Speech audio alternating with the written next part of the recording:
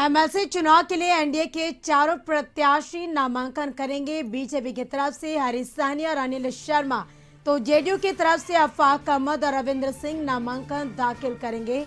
नामांकन में मुख्यमंत्री नीतीश कुमार, उप मुख्यमंत्री तारकिशोर प्रसाद और भाजपा के प्रदेश अध्यक्ष संजय जायसवाल सहित दोनों दल के अन्य बड़े नेता शामिल होंगे।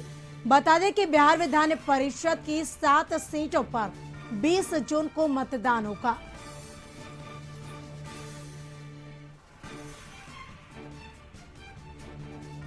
तो एमएलसी चुनाव के लिए एनडीए के चारों प्रत्याशी नामांकन करेंगे। बीजेपी की तरफ से हरीश सहनी और अनिल शर्मा, तो वही जेडीयू की तरफ से अफाक अहमद और रविंद्र सिंह नामांकन दाखिल करेंगे। मुख्यमंत्री नीतीश कुमार, उप मुख्यमंत्री तारकिशोर प्रसाद और भाजपा के प्रदेश अध्यक्ष संजय जायसवाल सहित दोनों दल के अन्य बड़े नेता शामिल होंगे। आपको बता दें कि बिहार विधान परिषद की 7 सीटों पर 20 जून को मतदान होगा।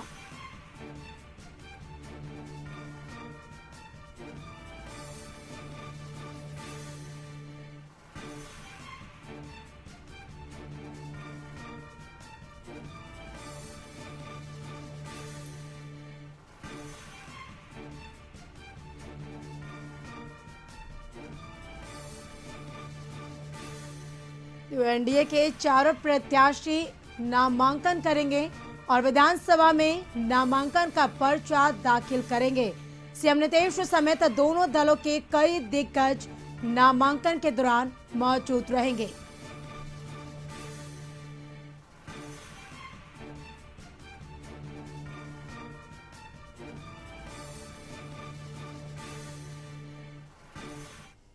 और अधिक जानकारी के लिए ब्यूरो चीफ अशोक मिश्रा हमारे साथ जुड़ चुके हैं। अशोक जी, एनडीए के चारों प्रत्याशी आज नामांकन करेंगे।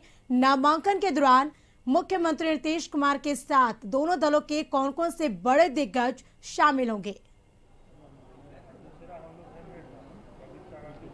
देखिए, करिश्मा बिहार विधान परिषद की 7 सीटों पर जो चुनाव होने वाले हैं उसके नामांकन की आज अंतिम तिथि है और अंतिम दिन आज एनडीए के जो 4 उम्मीदवार हैं, 2 बीजेपी से और 2 जदयू से, दोनों अपना नामांकन करेंगे। इस अवसर पर मुख्यमंत्री नीतीश कुमार, उप मुख्यमंत्री तारकिशोर प्रसाद, रेणु कुमारी समेत पार्टी के सभी बड़े नेता के मौजूद रहने की संभावना है और बड़े नेताओं के आने का सिलसिला भी शुरू हो चुका है।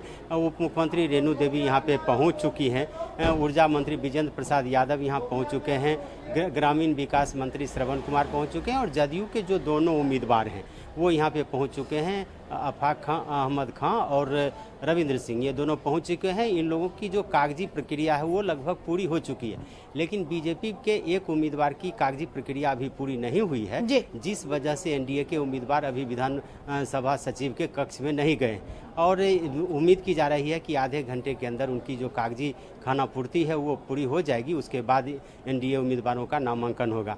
सबसे बड़ी बात है कि एनडीए चाहती है कि इसमें अपनी एकजुटता दिखाना और यही वजह है कि जदयू के दोनों उम्मीदवार की कागजी प्रक्रिया पूरी होने के बावजूद भी बीजेपी के उम्मीदवार की प्रतीक्षा की जा रही है और कुछ देर के बाद बीजेपी के उम्मीदवार की भी कागजी प्रक्रिया पूरी हो जाएगी, तब एक साथ ही चारों उम्मीदवारों का नामांकन होगा। बड़े नेताओं के आने का सिलसिला शुरू हो चुका है और उम्मीदवार भी यहाँ पे पहुँच चुके हैं। जदयू के उम्मीदवार बहुत पहले पहुँचे हैं, बीजेपी के भी उम्मीदवार पहुँचे हैं, लेकिन अभी यह कह सकते हैं कि नामांकन की प्रक्रिया में थोड़ा विलंब हो सकता है। हालांकि यह 11 बजे समय निर्धारित था और उसी के तहत जदयू के दोनों उम्मीदवार भी पहुंच गए थे, लेकिन अंतिम समय में चूंकि बीजेपी ने नाम की उम्मीदवार की घोषणा की है, वैसी परिस्थिति में जो कागजी प्रक्रिया होती है उसमें थोड़ा सा विलंब लग रहा है और यही वजह है कि एनडीए के नेता उस कागजी प्रक्रिया को पूरा करने में लगे हुए हैं और इंतजार किया जा रहा है कि जब यह प्रक्रिया पूरी हो जाएगी तब माननीय मुख्यमंत्री भी यहाँ आ जाएंगे और सभी बड़े नेता आ जाएंगे। जी बिल्कुल अशोक जी, आप इस वक्त वहां पर क्या कुछ और तस्वीरें देख पा रहे हैं, क्योंकि क्या एनडीए के जो चारों प्रत्याशी हैं नामांकन के पहले क्या उनसे कोई बातचीत हुई है, उनका क्या कुछ कहना है?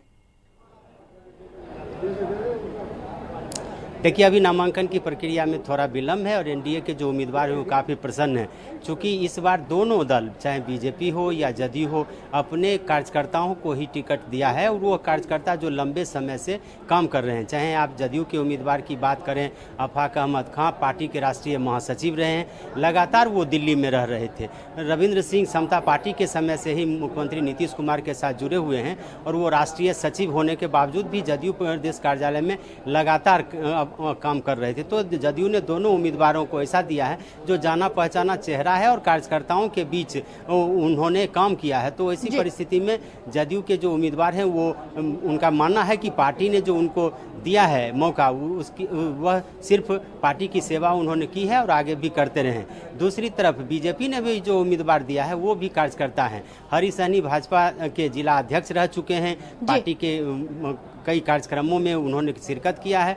दूसरी तरफ अनिल शर्मा पार्टी के प्रदेश उपाध्यक्ष रह चुके हैं और लगातार उन्होंने पार्टी की सेवा की है। तो एक तरह से कहिए कि जातीय समीकरण को बनाते देखते हुए एनडीए गठबंधन ने अपनी उम्मीदवारी तो दी ही है, लेकिन सबसे बड़ी बात है कि उन्होंने कार्यकर्ताओं को तवज्जो दी है और वह कार्यकर्ता जो लगातार एक निष्ठा से पार्टी की सेवा करते रहे हैं, उसी का परिणाम है कि उनको यह पुरस्कार मिला है। जी बिल्कुल अशोक जी, एक सवाल ये भी है क्योंकि आज देखिए एनडीए के चारों प्रत्याशी नामांकन करेंगे, लेकिन दूसरी तरफ अगर हम बात करें तो एमएलसी चुनाव के कांग्रेस नहीं लड़ेगी, इसको लेकर क्या जानकारी? देखिए, कांग्रेस अभी भी भ्रम की स्थिति में है और जो जानकारी मिल रही है कि आज कांग्रेस के विधायकों की बैठक हुई है, लेकिन अंतिम फैसला नहीं हो पाया है। हालांकि यहाँ जो सूचना मिली है उसके मुताबिक कांग्रेस के एक उम्मीदवार ने पेपर भी विधानसभा से लिया है, लेकिन कांग्रेस आलाकमान की हरी झंडी जब तक नहीं मिल पाती है तब तक कांग्रेस अपना उम्मीदवार खड़ा नहीं कर सकती है। और अब चूंकि अंतिम चरण है, इसलिए उम्मीद की जा सकती है कि अंतिम समय में कांग्रेस अपनी उम्मीदवारी न भी दे, लेकिन अगर कांग्रेस अपना उम्मीदवार दे देती है तब यह चुनाव दिलचस्प हो जाएगा और तब वोटों की जरूरत पड़ेगी, यानी कि चुनाव की जरूरत पड़ेगी। तो ऐसी परिस्थिति में सभी दलों की धड़कनें बढ़ जाएगी, लेकिन अभी तक कांग्रेस के उम्मीदवार की घोषणा नहीं हुई है। वैसी परिस्थिति में कह सकते हैं कि अगर 7 नामांकन ही रह जाते हैं, यानी कि 7 उम्मीदवार ही चुनाव मैदान में रह जाते हैं, तो ऐसी परिस्थिति में निर्विरोध चुनाव इनका होना तय है। मतलब इनकी जीत सुनिश्चित है और फिर चुनाव की नौबत नहीं आएगी। बिल्कुल अशोक जी, अपडेट हम आपसे लेते रहेंगे। फिलहाल तमाम बातचीत के लिए आपका शुक्रिया।